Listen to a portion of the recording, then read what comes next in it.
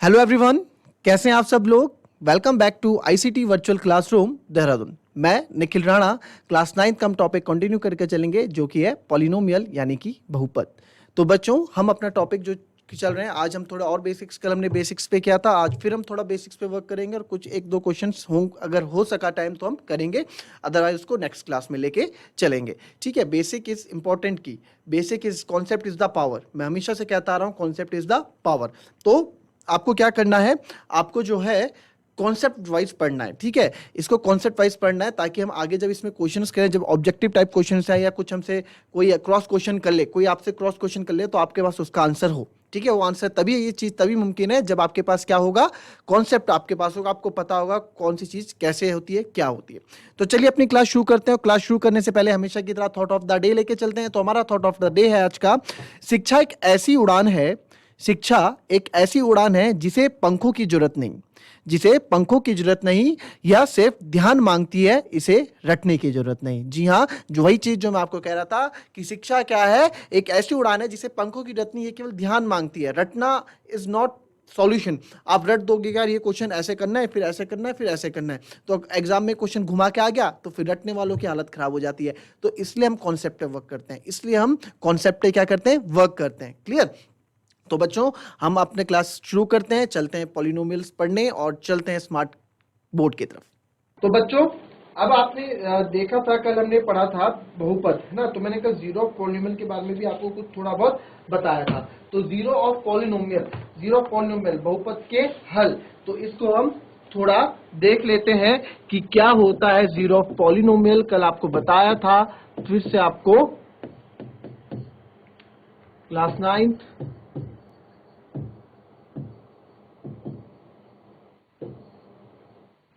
Polynomials. ठीक है, तो जीरो ऑफ पॉलिनोमियल हम पढ़ रहे थे, बहुपद के हल मैंने आपको कल बताया था क्या होता है। चलो एक शॉर्ट रिवीजन फिर से इसका कर दे, इसके बाद हम एक्सरसाइज में बढ़ेंगे।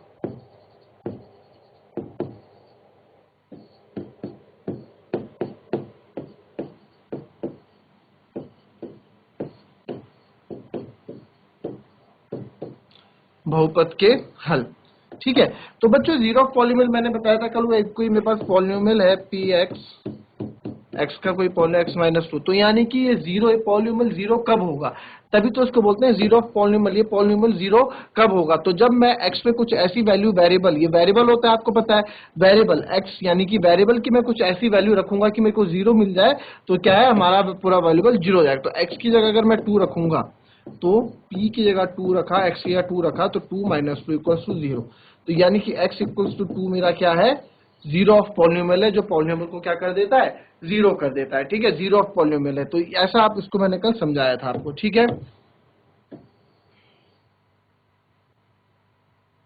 अब इसमें आप देखिए जीरो ऑफ पॉलिनोमियल को हम और क्या क्या बोलते हैं, मैंने कल बताया था।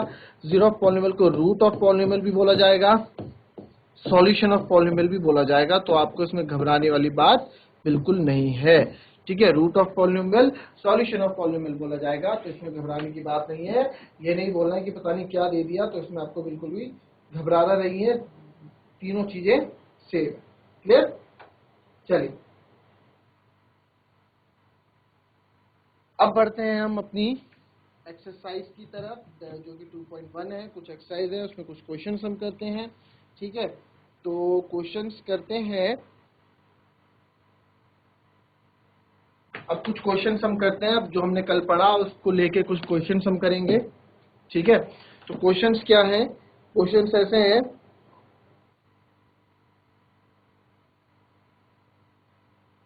हमको बताना है कि कौन सा पॉलिनोमियल इन वन वेरिएबल है और कौन सा पॉलिनोमियल इन वन वेरिएबल नहीं है। कौन सा पॉलिनोमियल ऑफ वन वेरिएबल है और कौन सा व्यंजकों में कौन कौन एक चर में बहुपद है।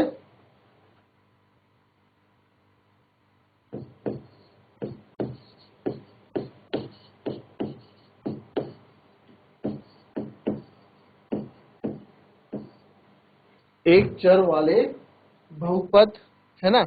व्यंजकों में से कौन कौन, अगर कौन कौन एक चर वाले बहुपद है, इसको आप ऐसे लिखिए,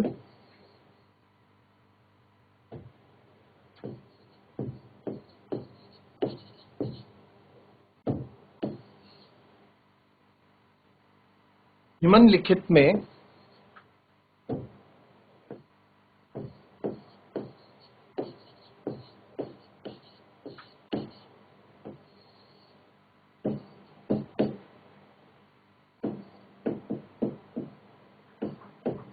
कौन कौन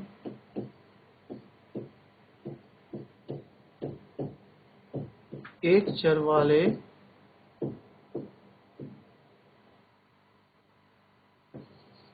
बहुपद है। ठीक है, निम्नलिखित में कौन कौन एक चर वाले बहुपद है, यानी इंग्लिश में लिखूंगा which of the following expression are polynomial in one variable.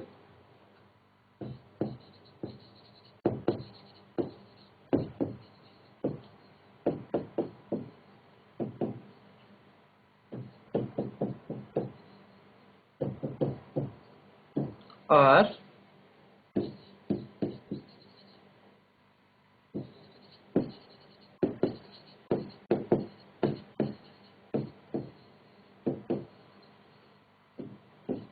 ठीक है, मैं लिख के दे रहा हूं।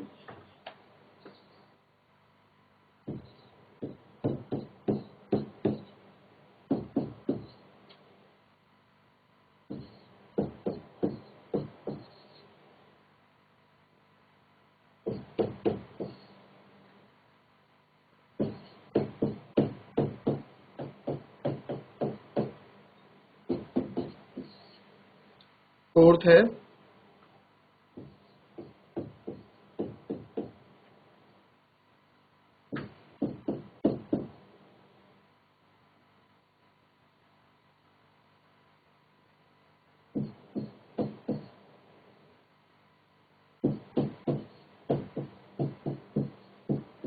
चलो ये लिखो क्वेश्चन को फटाफट, क्योंकि बाद में इसमें आपको क्या है कंफ्यूज नहीं होना है। ठीक है, इसको लिखो फटाफट क्वेश्चन को, और क्या करना है आपको बताना है क्वेश्चन में कि कौन कौन से फॉलोइंग एक्सप्रेशन आपके जो है पॉलिनोमियल इन वन वेरिएबल है और कौन से नहीं है। ये पूछेगा, अगर पूछेगा और क्या पता है पूछ ले कि क्यों नहीं है। ठीक है, तो आप बताएं कि क्यों है और क्यों नहीं है, इसका आंसर भी आपको देना है कि वन वेरिएबल वाले क्यों है और कौन है और कौन नहीं है। चलिए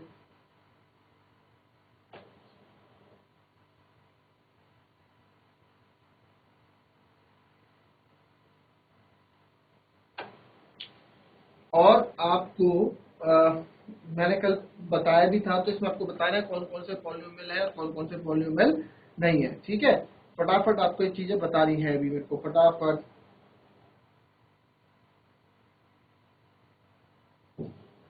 कॉपी करें इस क्वेश्चन को, और जिसको आता है, जिसको जो समझ में आता है उस फटाफट करे। जब मैं क्वेश्चन बताऊंगा तो आपको चीजें और किसी से पूछना नहीं है, खुद करना है बच्चों। ठीक है, खुद करना है, खुद करने से आप क्या है अपने आप में आप अपने आप को आपको पता लगा है कि आपकी कमियां कहाँ हैं। चलो फटाफट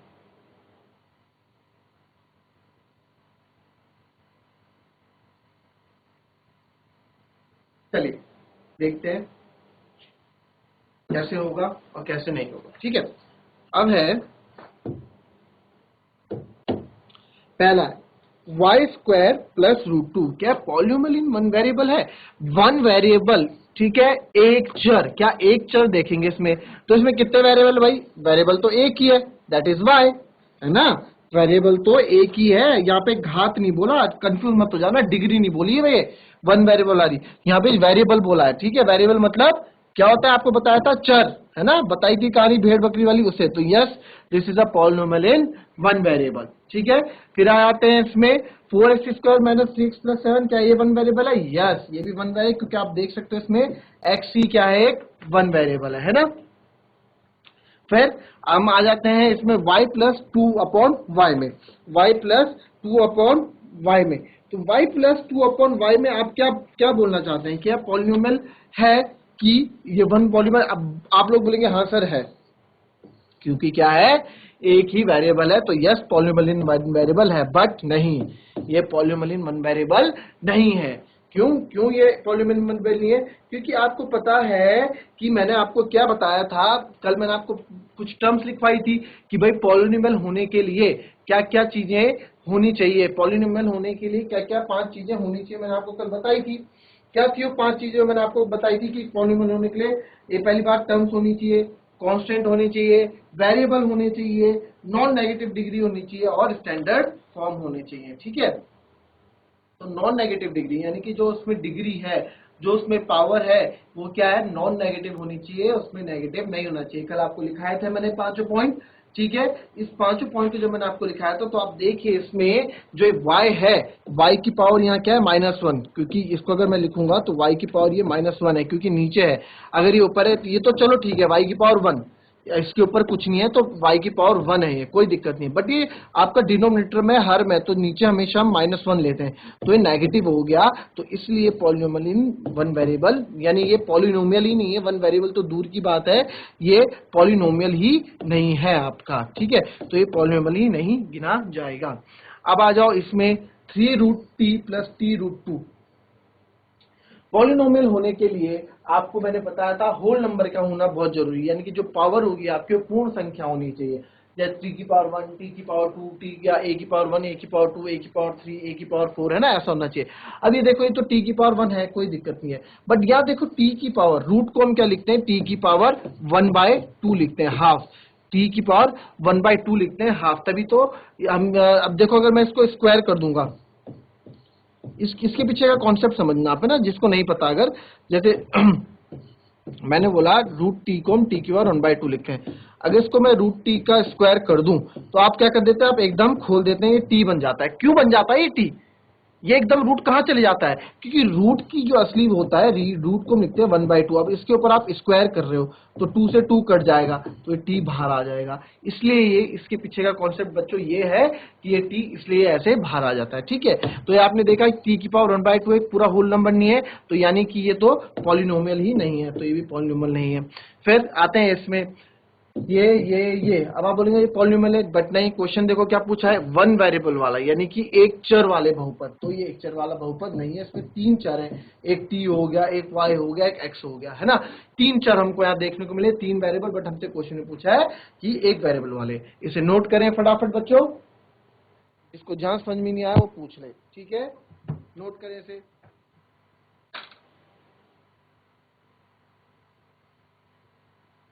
क्वेश्चन अच्छे हैं ये, ठीक है, इसमें आपको क्या करना है, इसमें आपको क्या है, क्वेश्चन अच्छे हैं, और ये क्वेश्चन पूछे, ये डीप क्वेश्चन है, आएंगे छोटे छोटे उसमें, बट इसके पीछे जो आपको रीजंस हैं वो काफी अच्छे रीजंस इसमें बोले गए हैं। ठीक है,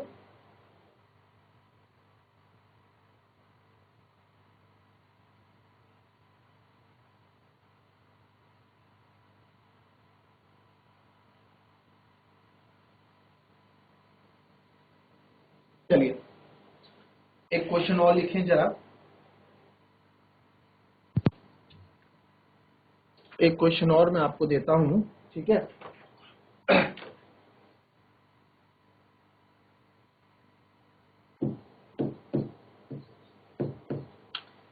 35 घात के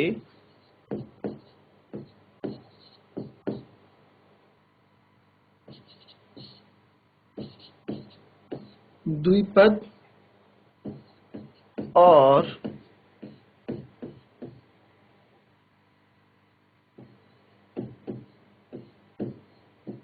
100 घात के एक पदी का एक एक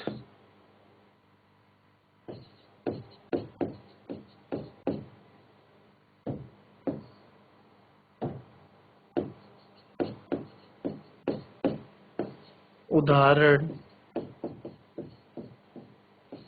दीजिए। ठीक है, एक एक उदाहरण दीजिए, तो दीजिए, उदाहरण दीजिए बच्चों, आता है, जिसको जो आता है वो लिख के बताए मेरे को। ठीक है, एक एक उदाहरण बताओ। इसको इंग्लिश में भी मैं आपको थोड़ा ट्रांसलेट कर देता हूँ, क्योंकि कुछ सीबीएसई स्कूल्स में बच्चों आपको इंग्लिश की बुक्स भी अब आपके पास आ गई हैं, है ना, तो आपको आना चाहिए। तो give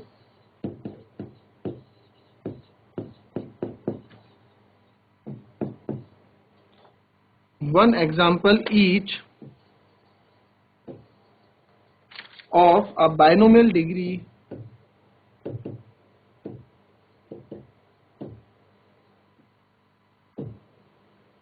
of binomial of degree, sorry, binomial of degree, यानी कि बाइनोमियल बनाना है कितने डिग्री का, ऑफ डिग्री, डिग्री ऑफ नहीं ऑफ डिग्री, देखो मतलब बदल जाता है ऑफ का आगे पीछे लगने से। ऑफ डिग्री 25, 25 क्या 35 कर दो इसको आप, आपके लिए अलग, चलो आपके लिए भी 35 कर देते, तो 25 ही लिखो, अलग अलग करो कोई दिक्कत नहीं है। End of a monomial of degree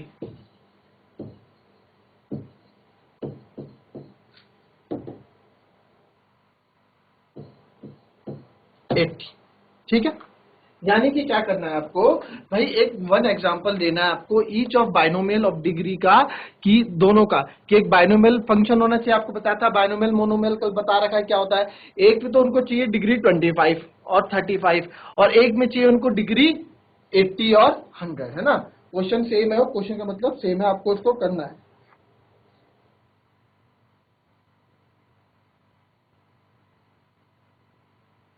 फटाफट करो इसको, क्या आप इसमें लिख सकते हैं,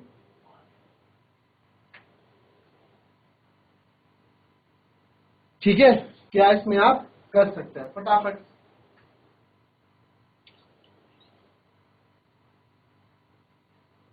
कल बता रखा आपको मोनोमियल क्या होता है, बाइनोमियल क्या होता है ना।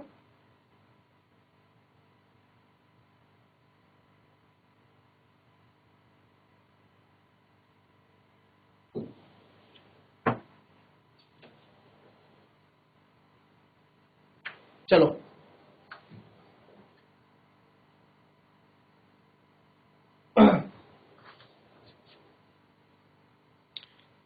कुछ तो आपको समझ में आ रहा है, जो भी आपको समझ में आ रहा है, जो भी आप इसमें कर सकते हैं करिए कुछ। चलिए, बहुत इतना बड़ा क्वेश्चन नहीं था ये, इसमें हम इतना टाइम वेस्ट नहीं करेंगे।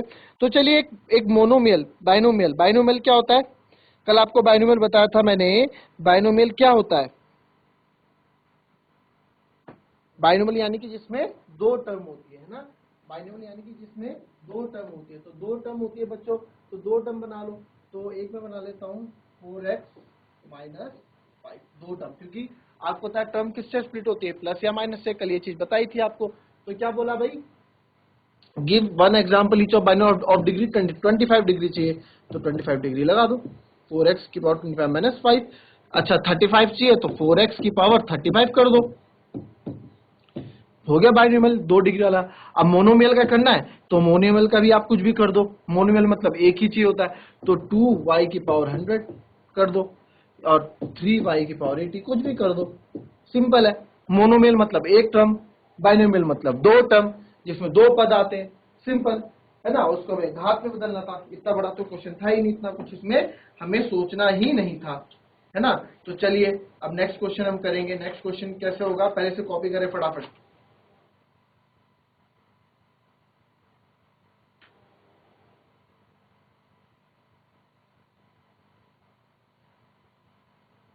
चलिए, अब मैंने कल आपको गुणांक के भी बताए थे ना, आपको मैंने कल बताया था गुणांक के बारे में, है ना, गुणांक के कल क्वेश्चन भी बताए थे, ठीक है। तो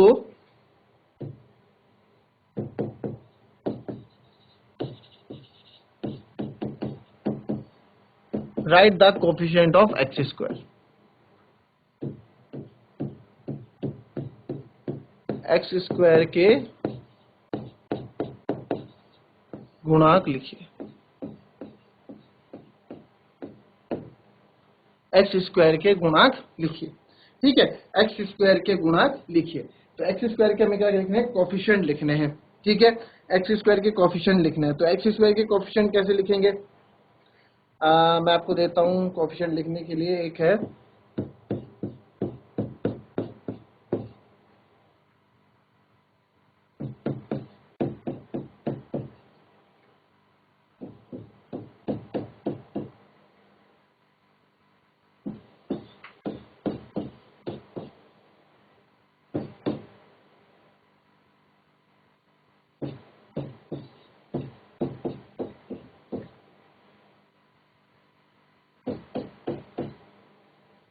चलिए फटाफट कितना लिख सकते हैं आप, फटाफट लिखिए इसको, लिखिए इसमें गुणांक,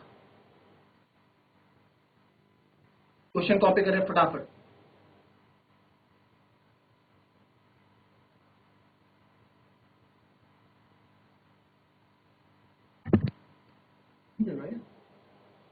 है? और? सो गया क्या? ओए, हो गया? हो गया।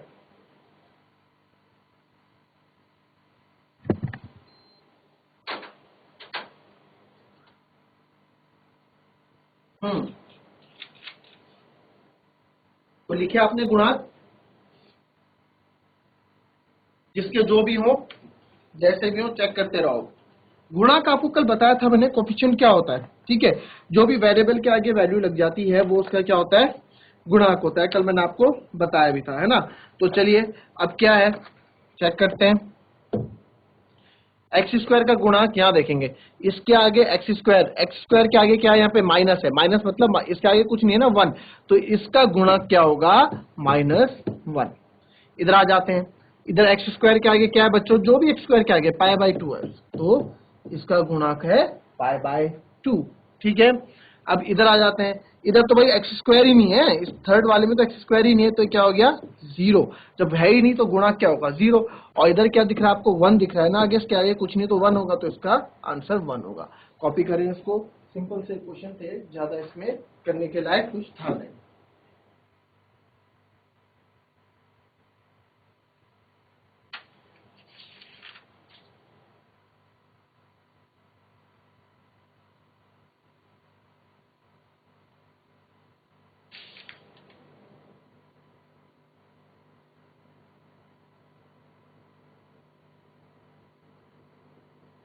एक इसका बताओ जरा, इसका भी लिख लो, -5x² -3x + 9, इसका क्या होगा, इसका होगा -5, है ना, तो इसका क्या होगा -5 आंसर होगा। एक्स स्क्वायर के आगे क्या है -5, तो इसका कोएफिशिएंट -5। अब मुझे डिग्री बताओ, ठीक है, राइट द डिग्री। डिग्री मतलब आपको पता है, डिग्री कल आपको बताई थी डिग्री के बारे में कि डिग्री क्या होती है, ठीक है। कल कुछ क्वेश्चन करेंगे डिग्री के बारे में, प्रत्येक बहुपद के आपको क्या घात लिखने की जो बात हुई थी वो कल आपको बताया गया था। तो बच्चों ये थी आज की क्लास पॉलिनोमियल्स की, ठीक है। तो इसमें आप क्या है, आपको रिवाइज करो जो मैंने पढ़ाया है, इसको एक बार क्विक रिवीजन जरूर करो घर में बच्चों, क्योंकि इसमें और क्वेश्चंस अभी आगे आने वाले हैं, ठीक है, इससे रिलेटेड भी आएंगे, और इसी को बेस बना के भी इसमें क्या इन्हीं चीज़ों का बेस बना के भी हम आगे क्वेश्चंस करने वाले हैं। तो प्लीज़ आप इनको रिविजन जरूर करें, ठीक है, क्वेश्चन को एक बार जरूर देखें, जो चीज़ भी पढ़ाई है उसको एक बार जरूर देखें, धैर्य रखें, और क्वेश्चन जल्द से जल्द आएंगे, थ्योरेटिकल पार्ट बहुत जल्द खत्म हो जाएगा, और हम क्वेश्चन की तरफ आगे और बढ़ेंगे। तो चलिए बच्चों आज की क्लास यहीं समाप्त करते हैं, तब तक के लिए be happy, be healthy and be fit. Thank you and have a nice day.